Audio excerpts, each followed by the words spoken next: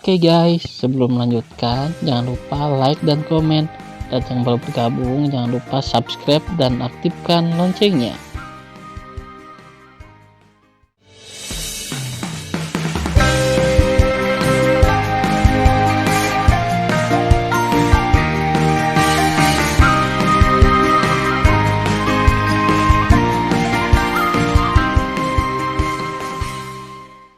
Episode 315.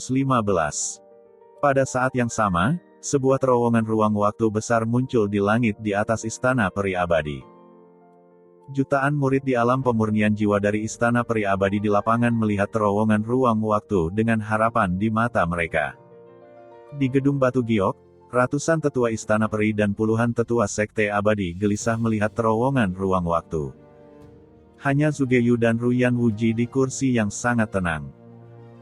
Karena hanya dua yang tercela dan tidak tahu malu yang tahu bahwa selama persidangan medan perang para dewa, mereka memberi susisi dengan laba-laba darah Xuanlei tingkat 4. Tuoba dengan kucing guntur misterius dari urutan keempat untuk melewati periode perampokan.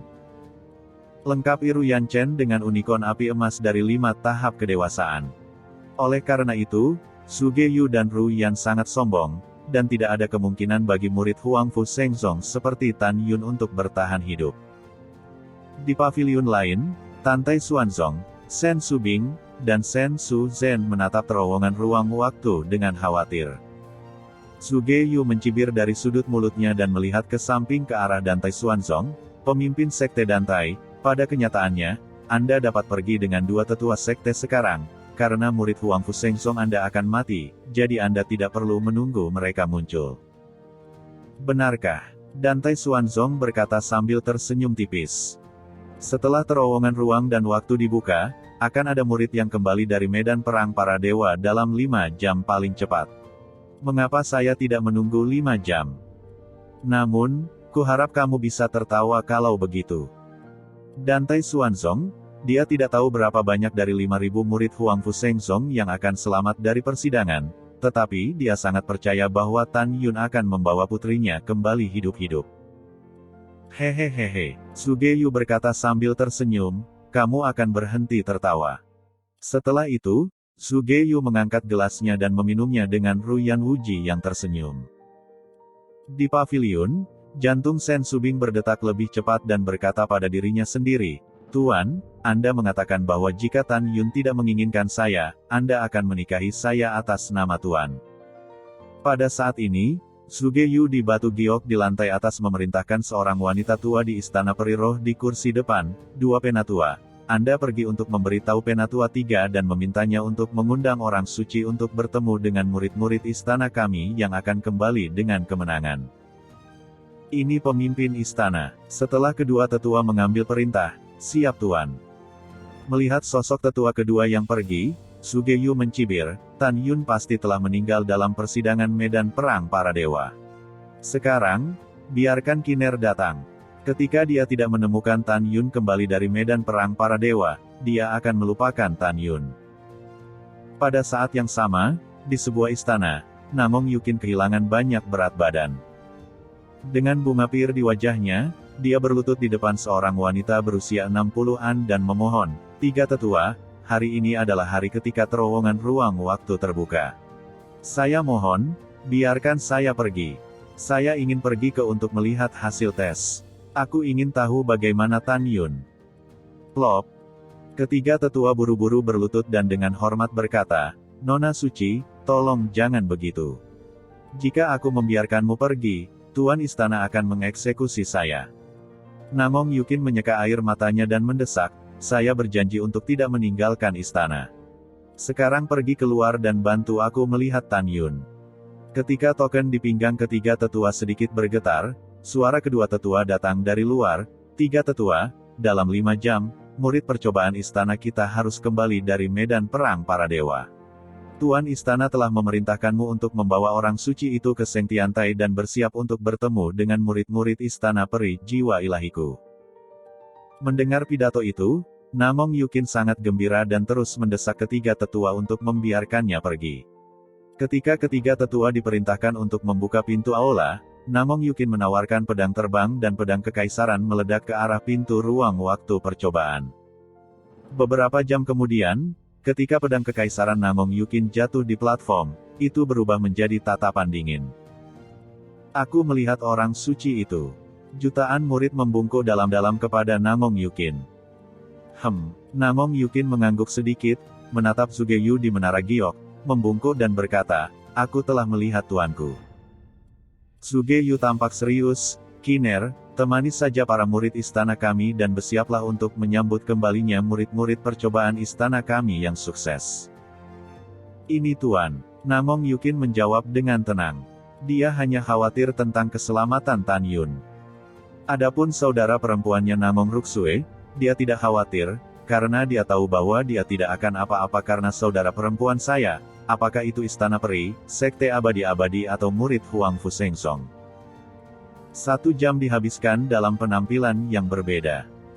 Tiba-tiba, ada gelombang di terowongan ruang waktu di atas platform, yang merupakan tanda bahwa seseorang akan keluar. Pemimpin istana, murid istanaku akan kembali.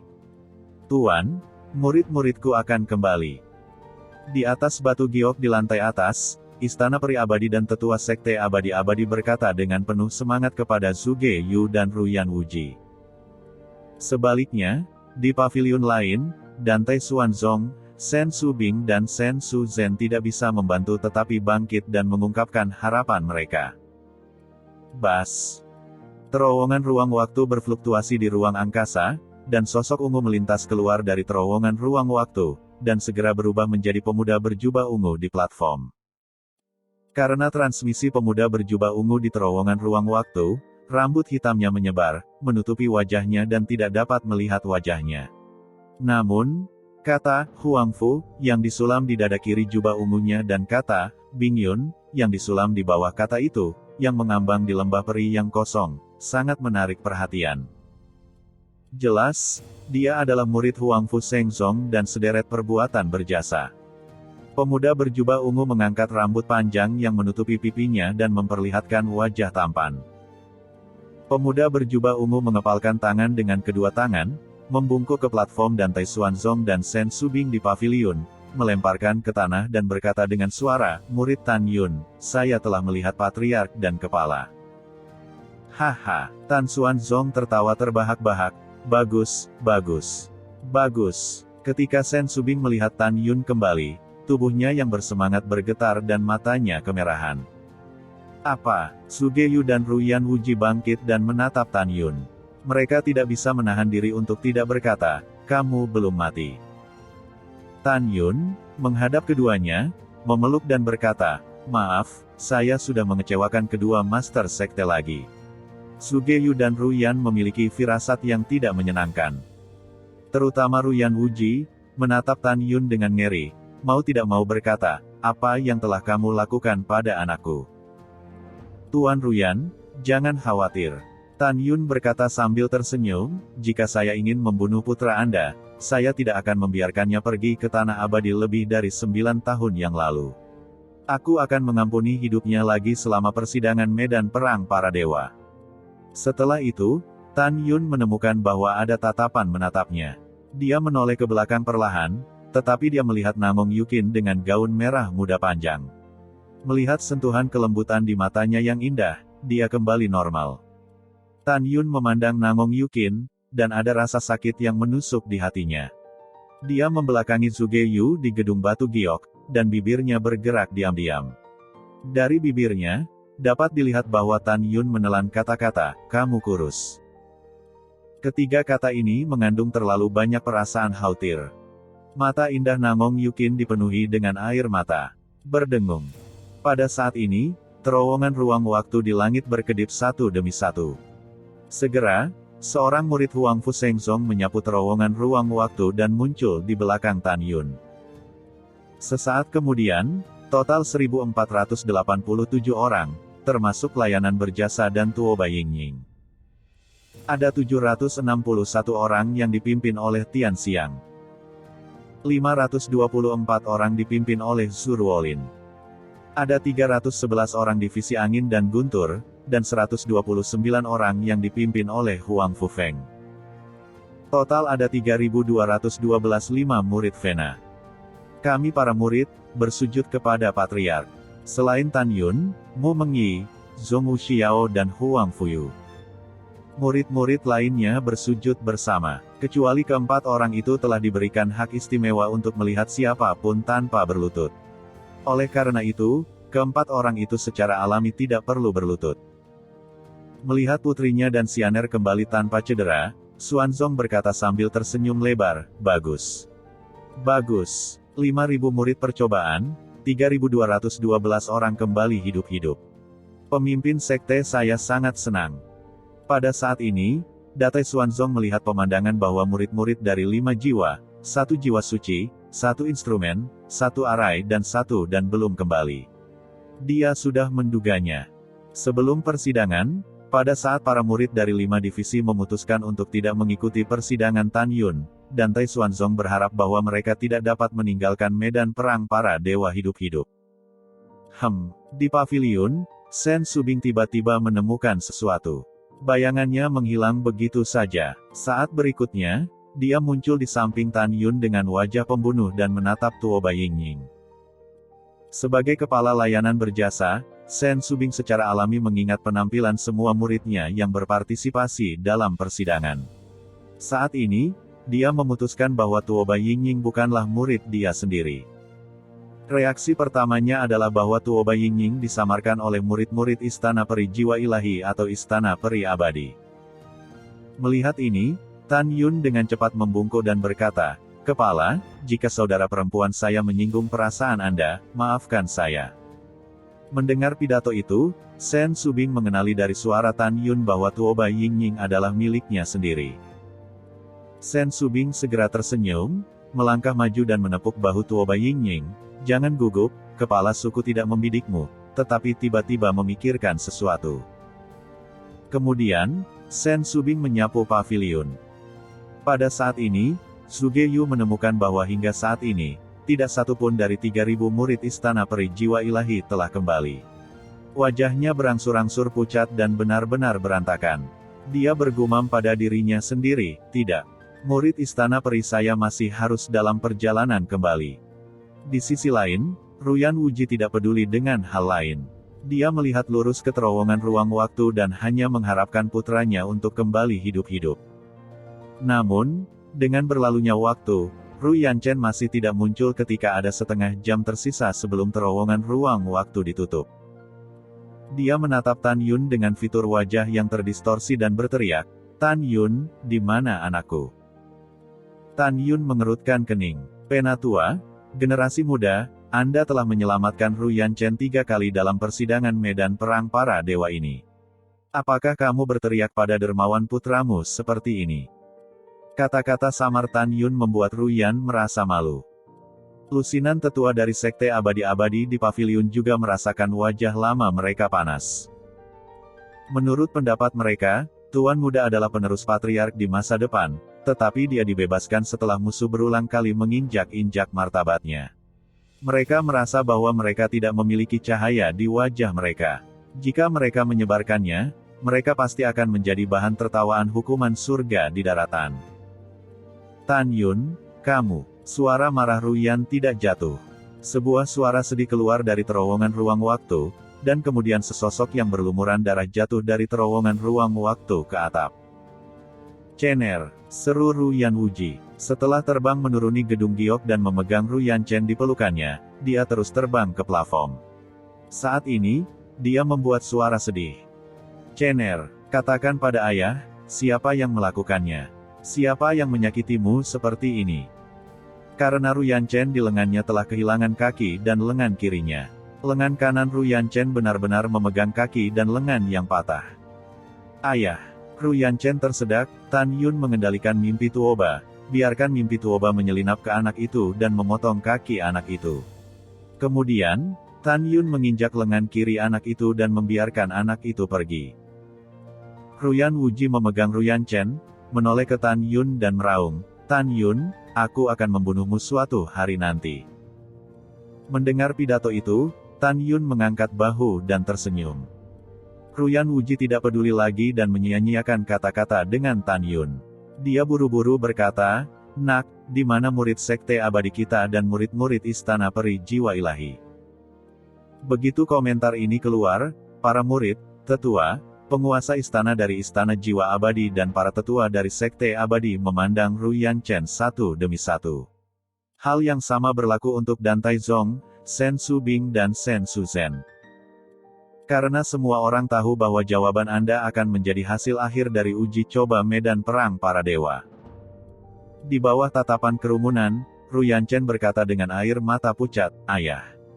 Semua murid lain dari sekte abadi-abadi kita sudah mati kecuali anak itu." "Apa yang kamu katakan?" Wajah awet muda Ru Yan penuh dengan air mata berlumpur. Hasilnya mengejutkannya. Wosh! Suge Yu terbang ke udara dan jatuh di samping Mu Yanchen, mendesak, "Di mana 3.000 murid istana peri jiwa ilahiku?" Kata-kata Ru Yanchen berikutnya membuat Suge hujan seperti kilat. "Tuan Suge, semua murid istana Anda dibunuh oleh Tan Yun." Ru Yanchen meraung. "Puff!" Tubuh bagian atas Suge Yu kaku, dan dia terburu-buru untuk menyerang jantungnya. Dia mengeluarkan seteguk darah, menggelengkan kepalanya dengan keras dan berkata, "Tidak mungkin. Itu tidak mungkin. Bagaimana semua murid istana kita bisa mati? Pemimpin istana kita tidak mempercayainya." Pikiran Suge Yu berdengung. Jika Dan Tai Xuanzong tidak ada di sini, dia akan segera bertanya kepada Ru Yanchen, 5.000 murid istana peri jiwa ilahi dan sekte abadi-abadi. Mereka dilindungi oleh laba-laba darah Xuanlei, kucing guntur Xuanyu dan Jinyan Kirin. Bagaimana mereka bisa mati? Pada saat ini, ada teriakan di tengah kerumunan jutaan murid istana peri jiwa ilahi, karena di antara 3.000 murid istana peri jiwa ilahi yang berpartisipasi dalam persidangan, ada Taois, kerabat, dan teman-teman mereka. Jeritan kesedihan menyelimuti atap besar seperti air pasang. Tidak, setelah Suge Yu berteriak sedih, dia memandang Ru Yanchen, beritahu pemimpin istana, apakah Huang Fu Shengzong melanggar aturan persidangan dan memasuki medan perang para dewa dengan makhluk roh. Ru Yanchen memikirkan sumpah itu, menggelengkan kepalanya dan berkata, "Tidak. Tidak." Suge Yu berkata, memuntahkan 3 suap darah lagi, dan segera pingsan ke tanah. Tuan istana, ratusan tetua istana abadi di gedung giok terbang ke Suge Yu dengan kaget. Saat ini, Dan Tai Xuanzong menawarkan perahu roh dan berkata kepada Tan Yun dan yang lainnya, "Murid-murid. Ini patriark, semua murid pergi ke perahu roh bersama Shen Subing dan Shen Suzhen." Hanya Tan Yun yang masih berdiri di atap dan tiba-tiba melihat kembali ke Namong Yukin. Namong Yukin menarik napas dalam-dalam, memandang Namong Ruksue di Lingzu, dan berteriak, "Kakak, saudari, ada yang ingin kukatakan padamu." Namong, seperti salju, menyapu perahu roh dan muncul di samping Namong Yukin dengan rambut putih. "Saudari, ada apa?" Namong Yukin memasukkan catatan terlipat ke tangan Namong Ruksue dengan tangan kanannya, dan berkata, "Bantu adikmu ke Tan Yun. Jangan tunjukkan catatan itu kepada siapapun, dan kamu tidak diizinkan untuk melihatnya." Namong Ruksue mengangguk dan berkata, "Saudari, aku akan pergi. Jaga dirimu sendiri. Kamu juga." Namong Yukin memeluk Namong Ruksue. Setelah waktu yang lama, kedua saudara perempuan itu dengan enggan berpisah, dan Namong menyapu perahu roh seperti salju. Namong Yukin memandang Tan Yun dan diam-diam menganggukkan kepalanya. Kemudian dia melirik Namong Ruksue. Tan Yun tahu bahwa Namong Ruksue memiliki sesuatu yang ingin dikatakan Yukin pada dirinya sendiri. Pada saat ini, Namong Yukin memandang Tan Yun dan yang lainnya. Wajahnya dingin. Menghadapi ketiga tetua, tidak ada keraguan. 3 tetua, kirim orang-orang yang tidak diterima di istana kami. Ini orang suci. Setelah ketiga tetua dengan hormat mengemudikan perahu roh ke udara dan menatap Xuanzong dengan dingin, "Ayo pergi." Dan Tai Xuanzong mengerutkan kening, membawa Tan Yun dan pemilik Huang Fu Shengzong lainnya, mengikuti ketiga tetua untuk pergi. Beberapa jam kemudian, Dan Tai Xuanzong mengemudikan perahu roh keluar dari alam rahasia jiwa ilahi, naik ke langit biru, dan melaju ke tengah pegunungan dengan kecepatan tinggi. "Kakak senior Tan, ikutlah denganku." Namong Ruksue meninggalkan sepatah kata pun dan memasuki ruang kultivasi. Tan Yun tersenyum padamu membaloni dan yang lainnya dan datang ke ruang kultivasi. Inilah yang diminta adikku untuk kuberikan padamu. Namong Ruksue memberi Tan Yun catatan terlipat dan sepertinya ingin berbicara dan berhenti. Tetapi pada akhirnya, dia menarik diri dari ruang latihan tanpa bertanya apa-apa. Tan Yun membuka catatan itu, tetapi melihat sebaris tulisan di atasnya, "Tunggu aku di Huangfu Sengzong, dan aku akan menemukanmu sesegera mungkin." Ketika Tan Yun dengan penuh kasih sayang menutup catatan itu, suara Sen Subing datang dari luar pintu. "Tan Yun, Patriark sedang mencarimu." "Aku akan pergi sekarang." Tan Yun menyingkirkan catatan itu, berjalan keluar dari ruang kultivasi, dan memasuki ruang kultivasi Xuanzong didantai bersama Sen Subing dan Sen Suzhen. Setelah Tan Yun memberi hormat kepada Tan Xuanzong membuka pintu dan berkata, "Tan Yun, adikmu bukan murid Huangfu Sengzong." "Siapa dia?" Tan Yun membungkuk dan berkata, "Beritahu Patriark bahwa dia adalah Tuo Bameng, murid dari Sekte Abadi-Abadi. Dia adalah sepupu yang jauh dari murid itu. Murid itu tidak mengenalinya sebelumnya, dan hanya mengenalinya selama persidangan medan perang para dewa." "Oh, begitu." Tan Xuanzong mengangguk, "Apakah kamu akan membiarkannya tinggal di kediamanku di masa depan?" "Ya, Tuhan." Tan Yun berkata dengan hormat, "Ying-Ying membunuh ribuan murid di Istana Peri Roh ketika dia berada di persidangan. Dia memiliki bakat besar. Kurasa dia tidak akan mengecewakanmu di masa depan. Sekarang setelah kamu mengatakannya, Patriark berjanji." Dia berkata sambil tersenyum, "Baiklah, kamu harus mundur untuk saat ini." Tan Yun tidak mundur, tetapi berkata dengan tatapan tenang, "Tuhan, saya punya sesuatu yang penting untuk dilaporkan." "Katakanlah," kata Tan Xuanzong. "Itu Patriark." Tan Yun berkata dengan hormat, "Selama persidangan medan perang para dewa, Istana Peri Jiwa Ilahi dan Sekte Peri Abadi berkolaborasi satu sama lain, tercela." Kemudian, Tan Yun memberitahu Tante Xuanzong tentang laba-laba darah Xuanlei, kucing guntur Xuanyu dan Jinyan Kilin. Dan Xuanzong sangat marah pada awalnya, dan kemudian mengetahui dari Tan Yun bahwa Tan Yun juga memiliki makhluk roh, yang menyelamatkan hidup mereka.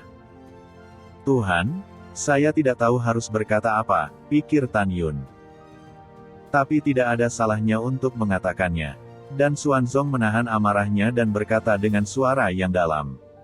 Tan Yun berkata dengan jujur, "Tuhan, mulai sekarang, kita dapat melihat bahwa mulai sekarang, Huangfu Sengzong kita masih tidak perlu berpartisipasi dalam uji coba medan perang di Tanah Abadi dan para dewa."